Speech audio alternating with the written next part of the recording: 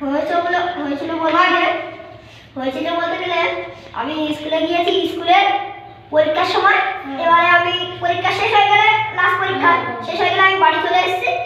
বাড়ি আসার সময় আমি একটা বন্ধুর ডেকে, মানে আমার সবথেকে কাছের বন্ধুটা, তার নাম আব্দুল কাদের রহমান সাহেব।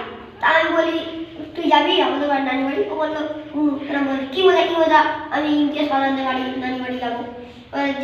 যাবো। এবারে তা বাড়ি চলে গেছে। এবারে তারপরের দিন এসে আমার ডেকে ওর নানি বাড়ি বলতে গেলে আমার নানি বাড়ি, যাই হোক আমার নানি বাড়ি চলে গেছি।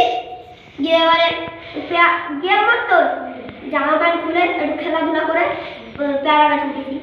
উঠে এবারে পেয়ারা পাড়তে যাবে, নিচে ধরে নানি গাছ দিয়ে আসছি। নানি বলছে আর পেয়ারা কেমনে না, তা ও লাগেনি, ও গাছে ছিল। নানি শুনতে বলছে পেরে গাছে।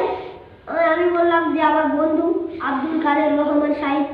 বললো ওই 4 জন উঠেছে। আমি বললাম কত বোঝানো বুঝলাম, 1 জন উঠেছে। আর আমার নানি একটু কানা মতো দেখা পায় না, তাই কত বোঝানো বুঝলাম যে 1 জন উঠেছে। তা তবুও আমার নানি একটা ঝিল ছিল মেরেছে, ও ভয়তে লাভ মেরেছে, ওরও পেয়ারা গাছ লাভ মেরেছে, যদি লেগে যায় তা পা ভেঙে গেছে। এবারে ওকে মানে গুছিয়ে সাজিয়ে এবারে ব্যান্ডেজ করে ডাক্তার দেখিয়ে বাড়ি পাঠিয়ে দিয়েছে ওর মা। এবারে আমি গিয়েছি ওদের বাড়ি, এবার ও মা আমাকে বকছিল। এটাই আমাদের গল্প।